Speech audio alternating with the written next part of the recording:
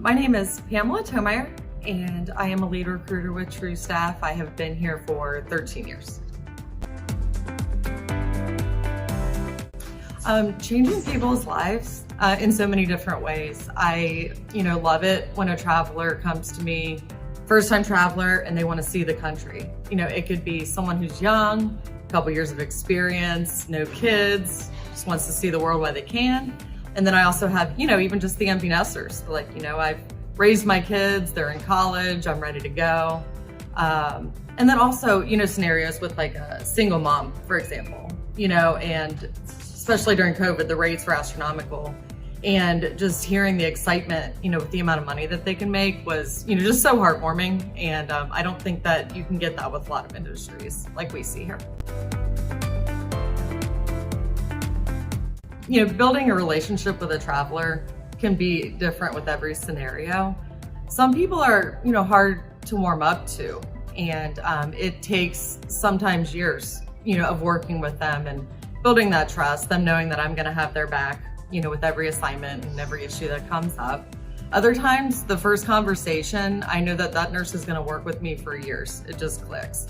So I think building trust and sharing experiences with the travelers through actually doing the assignment really helps me build a friendship over time, or sometimes instantly. It just all depends on the person. So.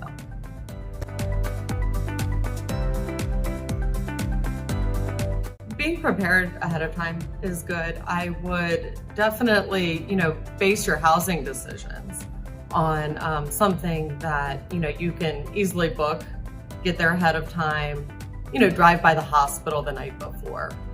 Keep the manager's number when you interview. So that way, if you have questions before you start, you can keep in contact with them and kind of get a feel for the facility. And when you walk in the door, it's really about, we say it's the 3 A's. It's appearance, attitude, and ability. Ability is actually ranked 3rd for most hospitals. If you go in with a smile and a good attitude, they're gonna be willing to help you. Regardless if you feel a little uncomfortable with the situation or if you're an expert, they're always gonna be more welcoming if you have a good attitude with the situation.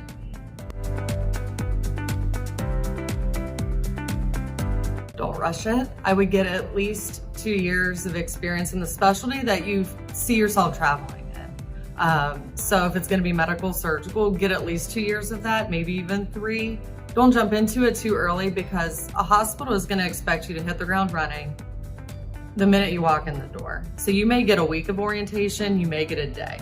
And if you only get that day, you just wanna make sure that you're comfortable with the job that you're doing right off the bat. So don't rush it.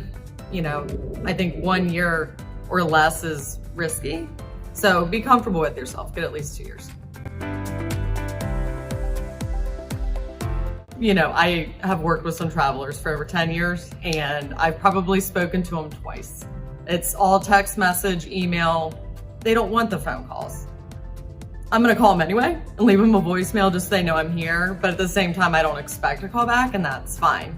Other travelers love the phone calls. I get, comments from my long-term travelers all the time that I am the one recruiter they work with where I do actually call and check in. So I think it's important to do that no matter what. But some nurses like texts, emails, phone calls, Facebook, it's all different. So we have to be well-rounded with our communication.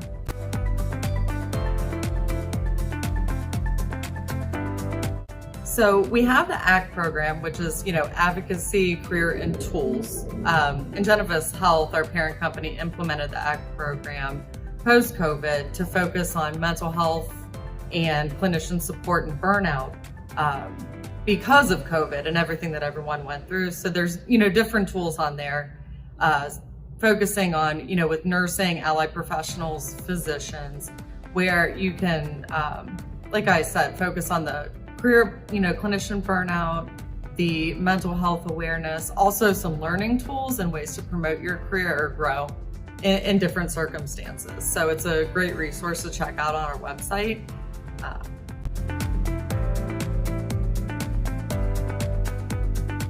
I have had so many different experiences with travelers.